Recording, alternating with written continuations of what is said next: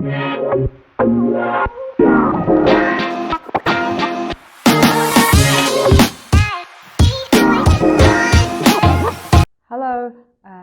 nice to meet you. You too. My name is B'Oюунтөгсийн.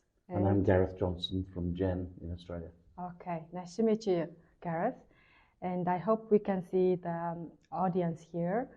We will be talking about the sustainability and sustainability-related policies, and maybe your contribution through the Gen operations. And let's start our talk with the introduction of yourself. Thank you. So my name is Gareth. I live near Canberra. I'm father to 4 and live off-grid on a resilient and sustainable property that I've built. My day job is as the Global Secretariat of Gen, Global Ecolabelling Network. We're a group of 40 Type 1 ecolabels. We're an international organization founded in the US.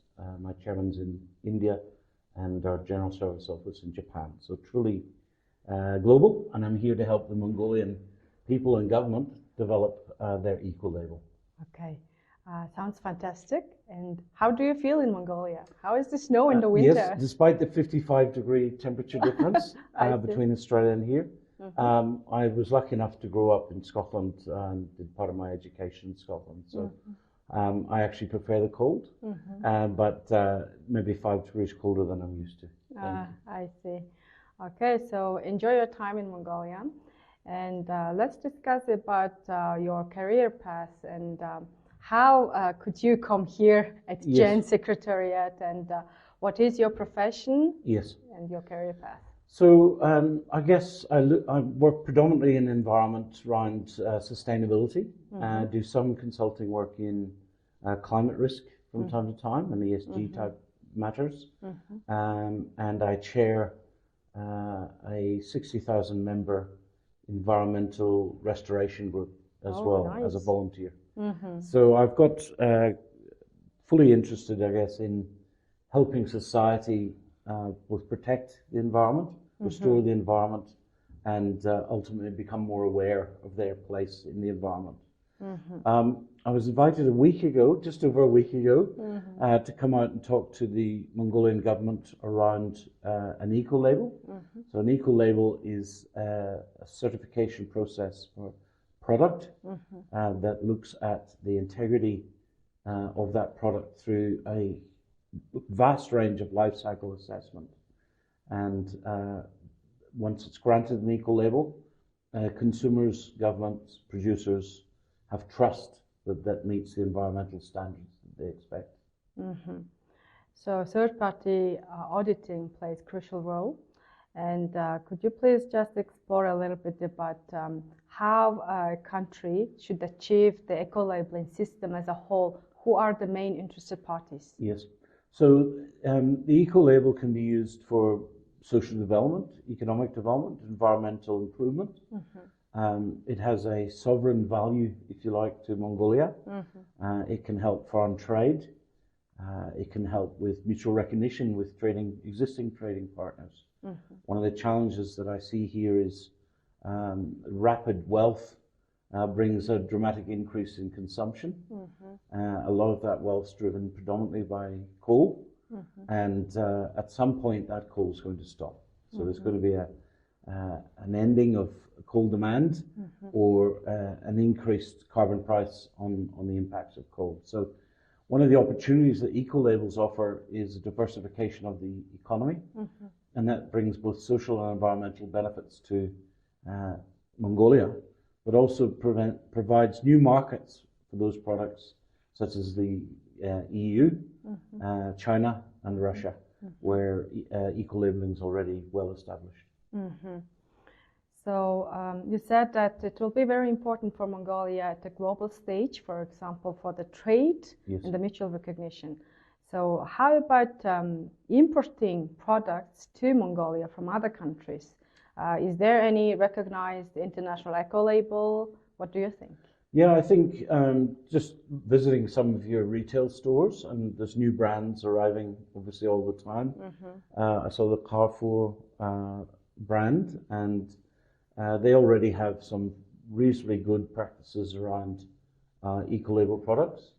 I think eco-labels go so much further than for example, food content. So an organic label only talks to one criteria or one aspect of that product. If we start looking much wider at all the environmental products and environmental criteria and social requirements, then an eco-label satisfies that customer questions around the authenticity of that product, the origination of that product, and the broader benefits of that product. So I think Mongolia is at a really useful position where it recognizes the benefits of protecting the environment. And as I read Genghis Khan, I realize that there's very strong environmental practices already here, but there are challenges. There's challenges from natural disasters increasing under climate change. There's challenges around losses of some of those herds under natural disasters. There's challenges around social equity for some of those communities, and then getting value out of their own practice. And then there's demands internationally. So, for example, desertification we talked about earlier. We've talked about rangeland standards. Some of the challenges that I guess the rural community have, but some of those challenges also extend into the cities. We talked earlier this morning about waste and how we can do better at both segregating waste and treating waste. But I also challenged you earlier to think, how is waste generated? What is the packaging at the top of that cycle, and how can things be different? Wow, that's fantastic that eco-labeling system as a whole can impact urban development, rural area development, and all of the areas. Like you have mentioned the food sector, supermarkets and trade sector. So there is no sector that can't be under the eco-label, that's correct? Yeah, that's right. 3 weeks ago we had our annual general meeting in New Delhi, and contiguous to that was a meeting with Green Probe, which is the Indian eco-label, and they were hosting Asia's largest green procurement event. And I was amazed to find that 91% of the construction sector is already covered by eco-label products and services. Now, 91% is a huge step from here. I see. And that also includes the recycling of materials, lower emissions concrete, the fit out of buildings, the facilities management of those buildings. But the real benefits of that are increased asset valuation, decreased operating costs, and importantly for those of us that spend a lot of our time inside, working inside, an easier environment, a healthier environment to work in. So there's plenty of opportunity for Mongolia to choose a number of paths forward and help those communities provide products and services that the consumers clearly want. Eco-labels are growing about 10% year on year for the last decade, and I'm seeing a lot of interest in Southeast Asia at the moment as up to 6 new countries come on board with GEN to develop their green economy. That's nice. So you mentioned the construction sector. So for our audience, to make clear for them, let's take one example, like what kind of organizations are eco-labeled, or what kind of products are eco-labeled under the construction sector so that the buildings are green, as we consider? So there's a lot of international standards. The Green Building Councils in each country or internationally have set a lot of, I guess, guidelines around water use, energy use, materials, VOCs inside, chemicals, waste, all the functional aspects of a building. Some of those stray into the design. So in Europe and in Australia, we're seeing return to wooden buildings. So major skyscrapers built from timber. Some of that's engineered timber, some of it's primary timber, some of it's recycled timber. But we're also seeing the fit out of buildings with recycled materials, with low emission materials, with furniture that's designed to be repaired, with new bills, new law in Europe, the right to repair, is meaning that a lot of products are being designed both for repair but also for longevity. And the disposable behaviors of the 90s and early 2000s are giving way to a higher quality, longer lasting product. And I'm pretty convinced that some of the leaders I've met in the last couple of days in Mongolia are working towards a new framework, not just for social housing. And I've seen a number of models for GARE communities, which were built locally from local materials that outperform some of the best buildings in this country, built to passive house or 50% passive house standards, but also the grade A office blocks that are going out around us at the moment. There's opportunities for new build, there's opportunities for retrofit, there's opportunities for refit during the life of those assets, making it more comfortable for people, a more friendly environment, and ultimately more productive. That sounds nice. So in Mongolia, we are dependent on our mining products. So can you please mention some countries who have best experience in the environmental protection or eco-labeling in the mining sector? So Germany obviously has made a transition off black coal. It's done that over a couple of decades. There are a couple of other countries which have moved away from fossil fuels as a primary fuel. In Australia, we still have significant investments in the mining sector and less so in the coal sector. We're undergoing a transition of our own with the highest penetration of consumer solar in the world. I mentioned earlier I live off grid. I run my own mini network, my mini grid, which charges my electric vehicle, which heats and cools my property, runs my pumps on the farm. And that's initially more expensive, but over the operating life, I've no bills. So that's been a really, I guess, practical and academic approach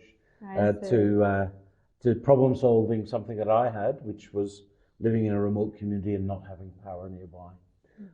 In a Mongolian's context, there's clearly multiple opportunities for decarbonisation of the mining sector.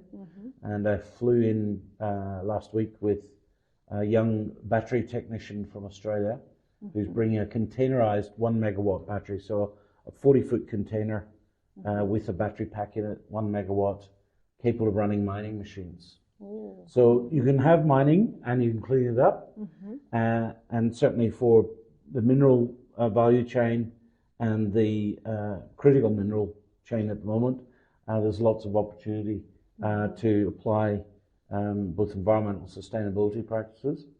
In terms of coal, well, I don't really see thermal coal will continue coking coal, but I don't see a future for Mongolia with coal. That's true, because that generates greenhouse gas emissions, and that's air polluting and not a good way, of course. And how about the energy sector? How some countries like Australia are shifting to the renewable or recovered energy? Yes, so for those that are grid connected, Australia's been providing a feed-in tariff. A small percentage of the electricity that's fed back is subsidised. We're close to fading those subsidies out because it's been too successful for the energy networks. We've ended up with the highest penetration of solar in the world, which means if you're on grid, for some people, it's got a negative cost during the day. So your rooftop is generating and making money, and the inbound supply, the demand that you're bringing in to run your air conditioning, is a negative cost. So the other side of that, of course, is megawatts, which is the megawatts we save through improving insulation.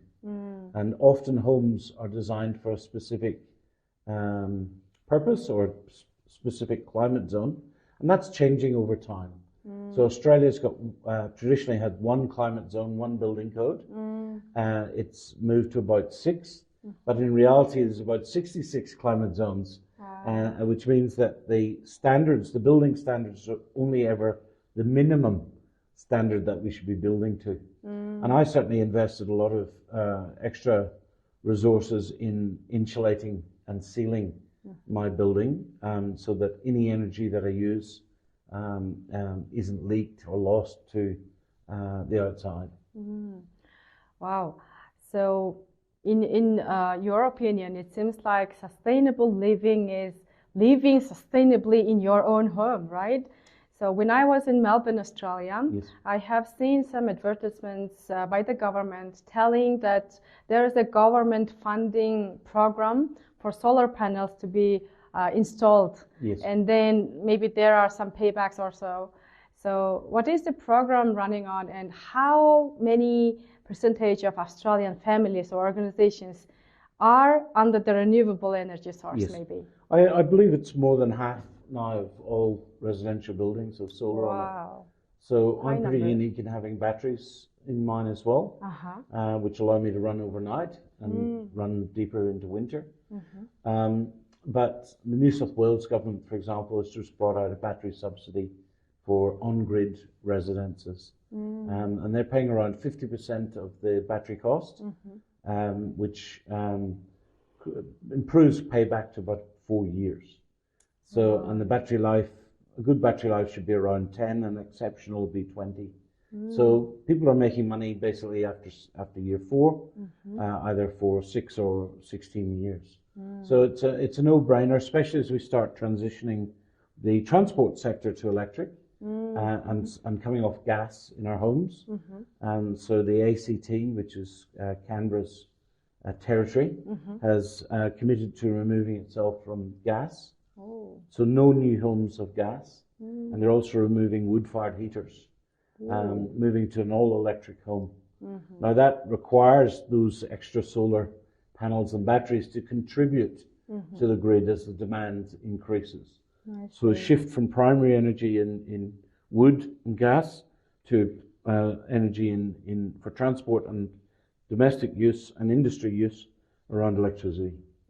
So no coal is used by the power plants and households? No, we still have coal as a primary generator source, but they're pretty much all of them are being phased out. One recently was extended by 10 years, I think, to 2035, because of the need to get more storage into the networks. I see. The challenge, of course, for some renewables is it doesn't always shine, and it's not always windy, and we need to be able to store that excess energy that we create at those peak loads and be able to dispatch that into the times where renewables aren't always available. But somewhere like Mongolia, you've got wind somewhere in Mongolia at one point in time. So it's a windy country. It's a windy country, yes. Lots of good resource. I think your average is 8.2 meters per second, which puts it in one of the best resources in the world. You have 277 days of solar. So again, one of the best in the world for solar energy. Yeah, that's fantastic. And what do you think? How the eco-labeling scheme should discover mining, construction, maybe the government agencies, and maybe training, consulting, and auditing bodies all together? So what do you think, and what would you advise where we should start? Yeah, well, choosing your sectors is important for your sovereign interests, your national interests, because you may have different objectives. You may want to grow trade. You may want to keep your cashmere accepted in the European market, and organic's not going to make it anymore. So the changes that are coming through European, both claims and European directives, are going to require an increase in both auditing and measuring and reporting on those supply chains, but ultimately an eco-label solves that. Other areas like food, meat, leather products, there's clearly opportunities to measure and value that. But also I'd hope that government will be thinking longer term and looking for broader opportunities in the market. You're very close, you sit beside China. China's looking for all sorts of eco-label products. Russia, similar. and obviously most of your current export partners also have eco-label products. So really up to government to choose. I'm here to say that Jen will support the Mongolian government in developing those. So we have to find the area, importance of significance maybe. So that's named as materiality. Yes. So based on the materiality assessment, the government can choose the sector, maybe where there might be some legal requirements, yes. right? Yes. So things like we're seeing through the recent Baku climate talks, we saw some countries starting to use eco-labels to meet NDCs, their nationally determined contributions. And then also under the National Biodiversity Sustainability Action Plans, which are the commitments made under the Convention on Biological Diversity. The national governments can use eco-labels for driving commitments towards some of those recognized international commitments. Countries are expected to meet their commitments, and eco-labels are one tool that makes it easier for governments to achieve that. More importantly, socially, it also gives pathways for exporters and SMEs to build a product with a higher value into other markets. I see. So it's kind of a market-based tool that the policymakers can select and use. Absolutely. Because it rewards the organizations who have achieved transition, for example, right? That's right. So it's a completely voluntary market-based scheme. But again, being eco-labeled gives a product distinction. It often attracts a premium. Consumers are happy to pay for something they know has credible benefit. It also brings direct environmental benefit. And governments can use that to transform sectors. And in a positive way rather than a punitive way. I see.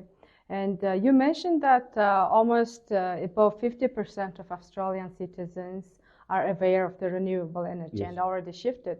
So how could Australia reach such a high amount of achievement? It seems like you have organized so many campaigns and awareness actions maybe, and how many years it's probably been a 20-year campaign. When I started, we had 1% renewables. We had a government review which called for 2%, which wasn't very ambitious. That led to investors leaving the country. So Japan was a big energy investor in Australia. It left when 2% was the target. We've got to a point where state governments are setting their own targets. The international costs of emissions are so significant that even state and local level, we're starting to take action. And of course, solar is cheaper than grid energy. So there's an economic imperative, and solar and batteries continue to fall in price. I see.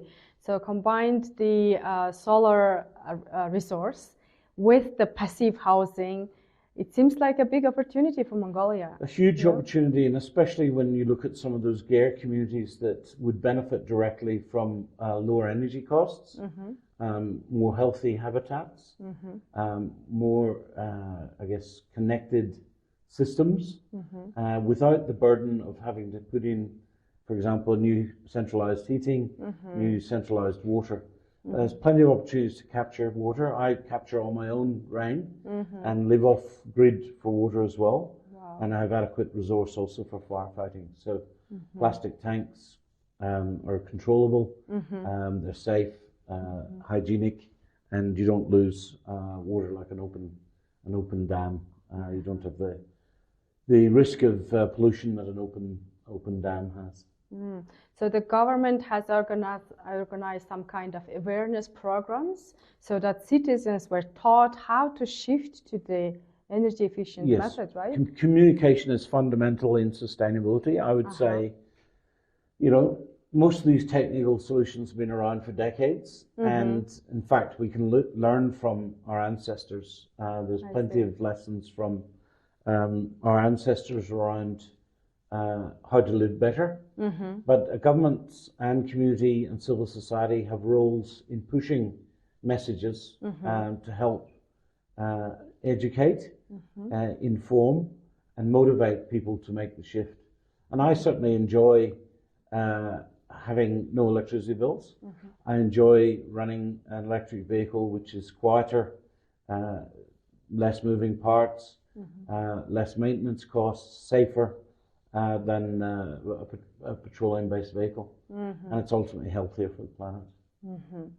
So Mongolia is a country which has a nomadic lifestyle from the ancient time. This is our cultural heritage. And you mentioned Genghis Khan as well. Yes. So from that time, we used Mongolian gear. And also we have special methods of living sustainably in the nature. But seems like during these 30 years of shift politically and economically, Mongolians have some kind of lost their way of living sustainably in the nature, because civilization and the urbanization are developing rapidly, and it impacted us to be in the city center, live in an apartment, be dependent on the power stations, and then what? Yes. We cannot live sustainably like you at your own home. Well, I've gone the other should... way, right? I've left the city. Yeah. I've moved to the country. I grow my own vegetables. I've got my own meat. I have a few Kashmir goats, but mostly meat goats, boar meat goats. I have chickens, eggs, fresh water, my own sewage system, my own energy systems. You know, that does take time and money, but ultimately there's a lot of the gear economy that isn't captured. And again, portable responses, so electric responses to some of those challenges, from dairy to animal hides to meat, leather, regional and rural health clinics.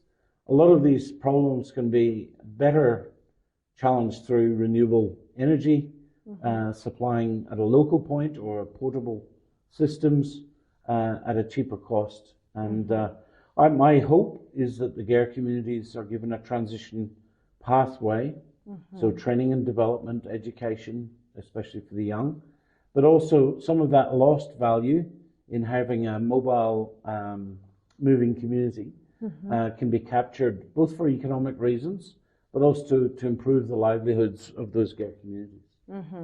So our idea is that I agree with you, because the construction sector in Mongolia is growing. That's good, but the sustainability among us should be at our home.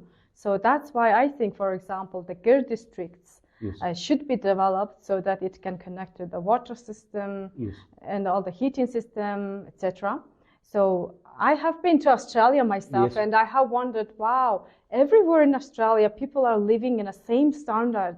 Housing, streets, supermarkets, everything is there. Even the water basins in sports centers, they are there. So how could Australia achieve this? Is there some kind of government policy? Well, planning code. Obviously, the government have both a planning code building standards, and those, probably I criticised some of them earlier for not being always climate aligned, but there's been a lot of work recently to bring individual codes up to standard. In terms of development, there's minimum safety and environmental procedures and practices that are codified, and tradeswomen are trained in sustainability through both high school and then tertiary education. So they come market ready to apply sustainability in their jobs. It also makes sense from a cost point of view to have sustainable practices, because there's less waste, there's more measured systems, more appropriate systems. And I think one of the opportunities for Mongolia is to look at some of particular passive house standards, which would reduce the net energy burden that the GAIR communities have, using natural insulation, so lots of wool and felt materials, but also allowing people to live in their existing communities with those social connections that are important to them. I see. So maybe sub-power stations in each district or sub-districts, well, so that batteries, those, for example. the community could enjoy it, right? So it could make it cheaper as well. Yeah, so we've seen containerized batteries in Western Australia for remote communities. And those are, yes, batteries within large 40-foot containers or 20-foot containers, sometimes with solar on top, or other times topped up, if you like, off-site and brought to site, or connected to those individual solar mini power stations in everybody's home. Nice. So it provides grid resilience, it provides a cheaper electrification pathway, it's got zero emissions, and a higher uptime than a grid-connected system. I see. So it must require so much funding. So how does your country or other countries make a decision on that? Maybe cooperation between the government and the private sector? So who built those centers? Yes, some of those community batteries were built by government because it was cheaper for them to have a localized supply than, you know, hundreds of kilometers of cable coming in. Some of them were cooperatively funded, so communities got together. There's a couple of projects, one called Solar Haystacks, which is a friend of mine's farm. And she developed a cooperative model where the community all chip in a little, and they own that solar farm, and they share in the returns from that solar farm. So we're seeing an increasing community-based energy scheme. Some people are doing it for money, some people are doing it because of values, and some people are doing it because they can't wait for governments and others to do it. So. Yeah, sure. Okay. So when I have read the ISO 14 or 20 series of standards, there were type 1, 2, and 3. So what are the differences, and why Jen is focusing on only the type 1? Yes. So essentially there's 3 classifications of label. One is a self-declared label. You know, look at me, I'm great. It's a made-up label, normally by the manufacturer. It's got no connectivity or verification. It's simply, look at me. I'm that good. Yes. Then the next one is something that's a narrow niche and normally third-party verified. So that could be something like organic, or it could be something like lead-free, or something like with a safety. But the next level up, type 1 eco-labels, are much more holistic and cover all the fields and answer many of the questions that consumers have about a product. So, for example, cashmere that's organic, we don't know if a 7-year-old child has been washing that fleece. We don't know what chemicals outside that initial process have been used to color that fleece or treat that fleece or preserve that fleece. So the type 1 eco-label would cover that entire life cycle and is based on science-based measurement and verification of data and presents a complete picture of that product. So it's independently evaluated, and rest assured that the data is correct. That's correct. And even as Jen, we then look at our own members' behavior, and we carry out third-party validation or verification of that data as well. Licensees are inspected as part of that program, so you can't just be an eco-label and just give out accreditation. There has to be a process that's gone through. And yeah, that ensures high integrity. And we're sort of self-organizing because integrity is everything to us as a community. Without integrity, we have no purpose. So how many members do you have, and what is the structure? Yes, we've got about 40 members at the moment, a board of 10. My board is quite diverse. We have Americans, Russians, China, Ukrainian, German. We have a couple of Europeans from Finland and from Sweden, an Indian chair, a Japanese treasurer. So we're truly global. I'm seeing a lot of growth though in Southeast Asia, and certainly growth in terms of breadth of eco-labeling, but also demand. Consumers are putting their values front and center in a lot of their consumption decisions. And again, the eco-label helps to make that decision. I see. So through eco-label, how countries could collect quality data on the betterment? Yes. So baselining, start with baselining. We need to know where our current sectors are at, or our current production systems at, and then on an annualized basis, remeasuring that. Now, the incentives consultants have a role to play in steering those corporates, those manufacturers, those retailers, those consumers in asking and demanding a better improvement. So some of those happen on a linear basis, some happen through step change. In Australia, we've got, you know, multiple beers now manufactured by wind energy or solar energy, and people making claims around, you know, look at our environmentally friendly beer. We've got changes in chemical standards, or you mentioned safety earlier, but a safe standard that comes in that removes a chemical from the environment. Again, Japan has particular experience in that. The mercury poisoning of the 70s. Japan moved very quickly to set out very clear standards and guidelines. So each country has a different approach, but through GEN we share a lot of knowledge and we share a lot of common practice. And Mongolia can learn from that best practice? Absolutely, and we've got commitments from Singapore, Korea and Japan to provide free support to Mongolia in developing a best practice. Nice.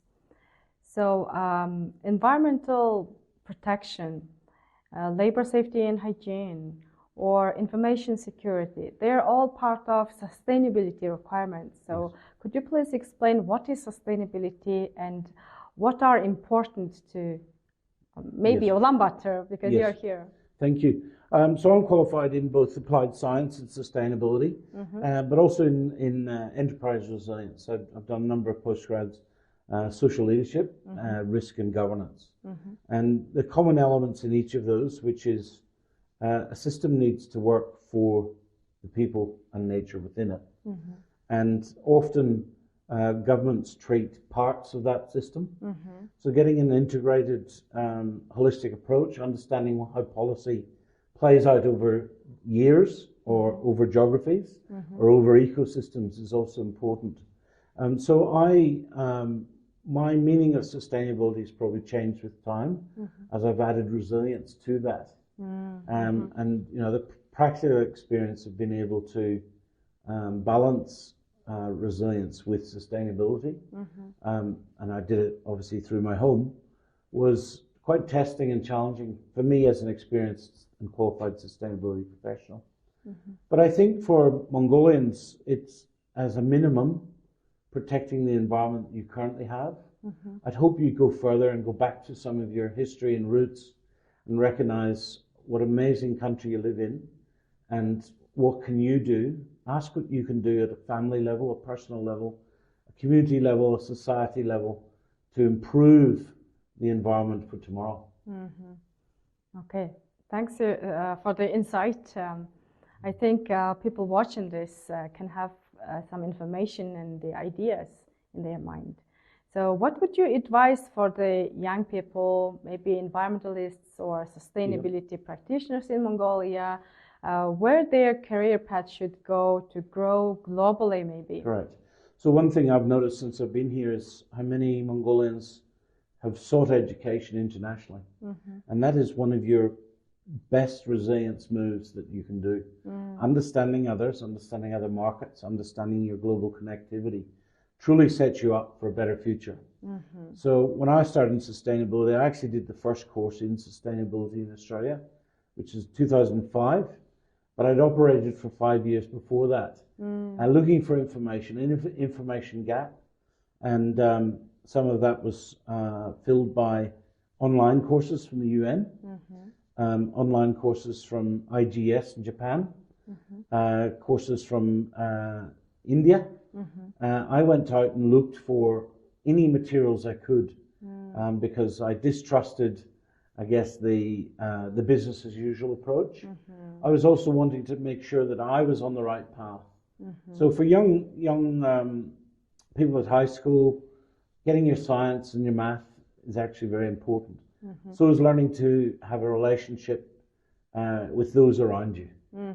As I get older, I realize everything's connected, and we have to do better at managing each of those relationships. But ultimately, you've got some world-class universities here that can support a formal education, and then plenty of master's opportunities internationally that take it to the next level, and then research institutes globally, if you want to go down the PhD path, that have knowledge sets around our river system, your river systems here, your rangeland systems here, your cultural, your heritage and protection. But I think there's a really positive future for Mongolia. I've seen a lot of leadership from women in particular. I've seen a lot of young leaders who are highly educated, and that gives me hope for the future. Okay, thanks. And how about gender balance? Because you have already observed that there are female leaders all around, but where are the males? Yes, maybe they're off mining. Maybe. Yeah, I think globally sustainability and climate has a disproportionately high number of female leaders. I was actually trained in ecofeminism, so I see some of the traits of women as very positive for sustainability.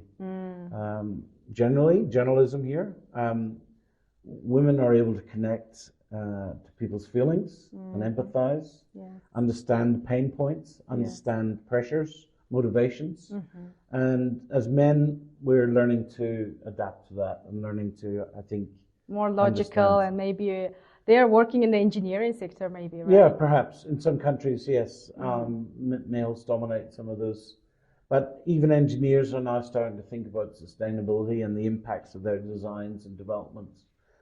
So I wouldn't seek to divide too much. I think we can learn from each other. I think what I've learned in the last few weeks is highly educated women are taking responsibility for their nation's future. And then, if anything, there's a call from me to men to step up, stand up for Mongolia. Okay, thank you for your beautiful talk, because there have been so many important topics mentioned.